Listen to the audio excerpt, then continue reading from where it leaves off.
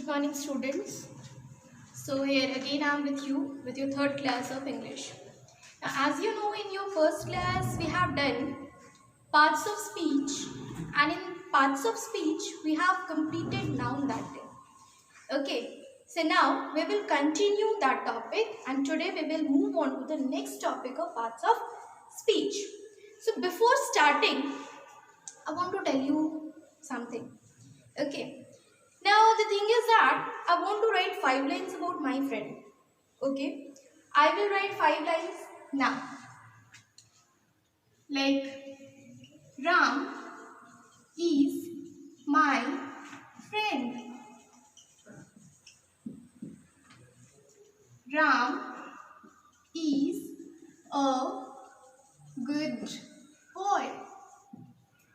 Ram likes to eat fruits. Ram likes to play. Ram is an honest boy. Okay, so these are the 5 lines which I have written about Ram. Okay, now read these lines.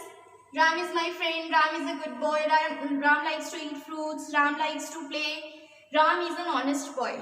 Okay, in these 5 lines, we are repeating this word again and again. Ram, Ram, Ram. Right? And repetition of this word is not looking good. Right? So, how can we replace these words? Okay, in place of Ram, can we write here he? Huh? Can we write here he? Yes, obviously we can write he in place of Ram. So, what are these words called? Okay, what are these words called? So, here we are with our new topic, that is pronoun.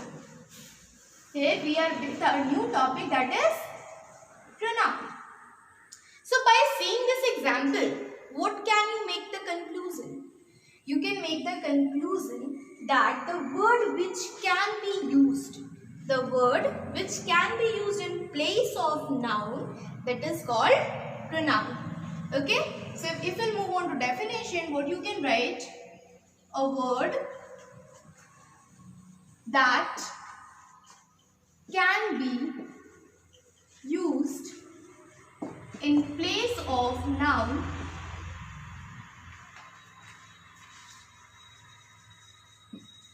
is called pronoun. Okay, so what is the main thing here? That the word which can be used in place of noun. It means a pronoun will always take the place of noun. Okay, now after seeing the definition, we will move on to various types of noun. There are various types of noun. Now what are those types of noun? We'll see here one by one. Okay, types of pronoun. Basically there are 9 types of pronoun. Okay, but in today's class we are going to discuss only 4 types of pronoun. Okay, so what are the 4 types of pronoun that we will discuss today? I'll write it here. So first one which we will discuss today is personal pronoun. Personal pronoun. The second one which we will discuss today is possessive pronoun. The third one which we will discuss today is reflexive pronoun. And the fourth one which we will discuss today is emphatic pronoun. There are basically 9 types of pronoun, but in today's class we are going to discuss these 4 types of pronoun in this class. Okay, so let's move on to the first type of pronoun, that is personal pronoun. By seeing the name, okay, what can you say? This name means personal. Personal means the pronoun which can be used in place of person or thing. Okay, so if I write the definition definition of personal pronoun, what can I write? The pronoun which is used in place of any person or anything is called personal pronoun. If we'll see the example, what are the pronouns that we can use in place of person? Example, he, she, it. Okay, it is. These are the pronouns which can be used in place of person, which can be used in place of animals, and which can be used in place of they. Okay, so we can make the conclusion that the pronoun which is used in place of person, animal or thing is termed as personal pronoun. Okay, now the most important thing about personal pronoun is that it changes its form when it is used as subject and when it is used as object. Okay, so we'll see the table here. We'll see the table here. Now, for studying personal pronoun, first we have to know that there are three persons in grammar. There are three persons in grammar. That is first person, second person and third person. Now, what do you mean by first person, second person and third person? So, you can remember it in very easy way. First person means speaker. Okay, whoever is the speaker of the sentence is termed as first person. Second person means listener.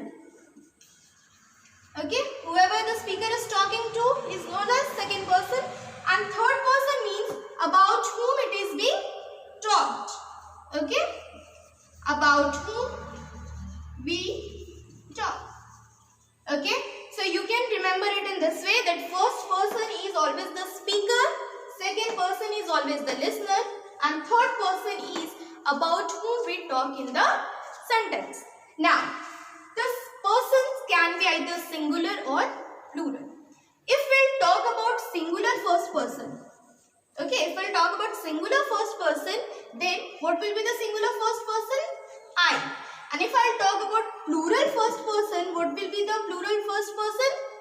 We. Okay. Now these both words are used as subject. Okay. Now if I'll talk about second person, obviously second person is the listener. So who will be the listener? The person who is standing in front of me. Right. So second person is you.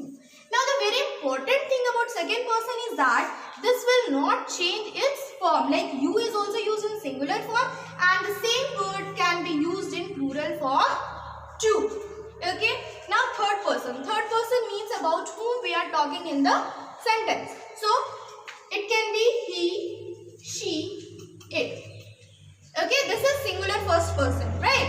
Now if I'll talk about plural first person, third person, what I'll say? They. Okay. If I'll talk about singular first person, that is I. If I'll talk about plural first person, that is we. If I'll talk about singular second person, that is you. And singular plural second person is also you. Singular third person is he, she, it. And plural third person is they. Now these all terms, okay, I, we, you, he, she, it, they, these words are always used as subject. Okay, these words are always used as subject.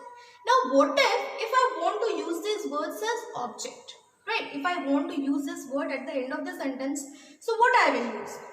Okay, what will be the case, what will be the words when we want to use it as object? Now see, the first person, for I, the objective case of I will be me. Okay, the objective case of we will be us. The objective case of you, okay, will be say. Your. Now, if I talk about the objective case of third person, he, she, it, in place of he, we will use his.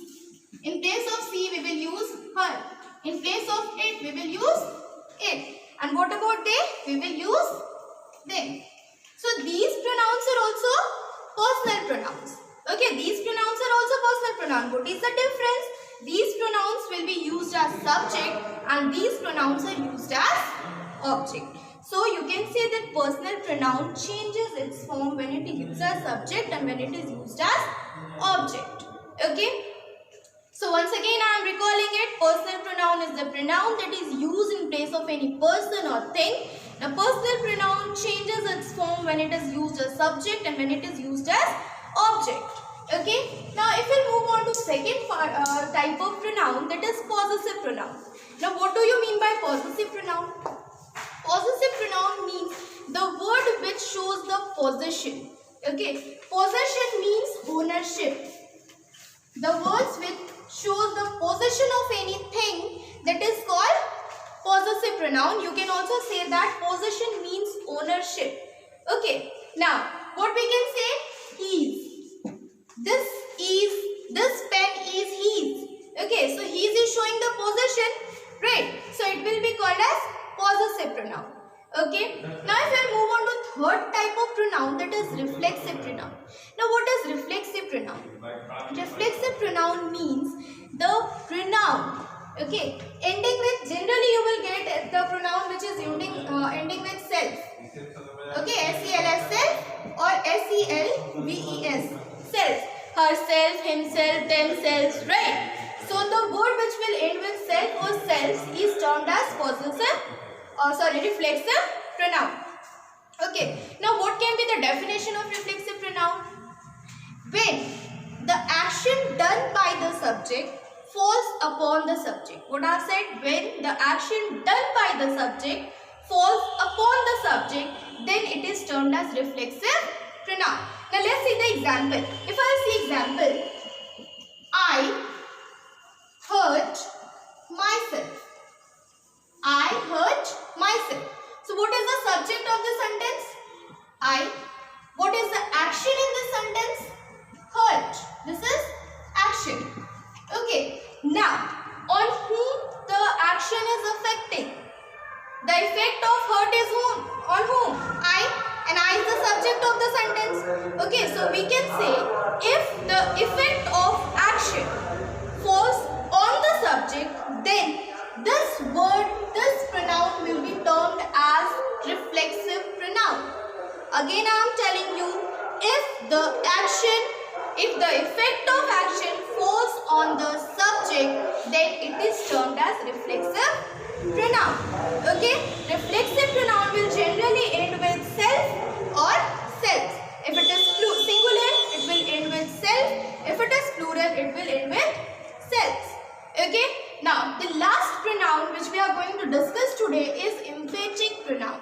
Now, what is emphatic pronoun? In emphatic pronoun also, it will end with self and selves.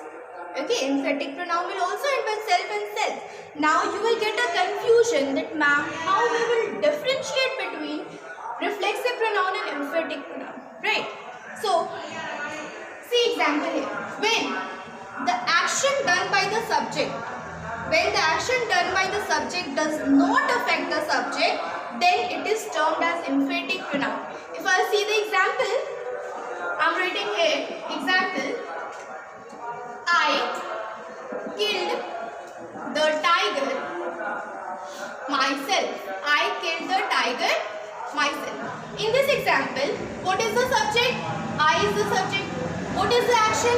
Killed is the action, right? Now, who is being killed here? The tiger is being killed, right? So, the effect of action is on tiger. It is not on subject. So, in this case, we can say that myself is emphatic pronoun. So, what is the basic difference between reflexive pronoun and emphatic pronoun? The most important difference is that in reflexive pronoun, the effect of action will fall on the subject. The subject will be affected by the action. In that case, we will call it as reflexive pronoun. But in emphatic pronoun, the subject will not be affected by the action. In that case, we will call it as emphatic pronoun. Okay. So, for today, your assignment is, you will write the definition of pronoun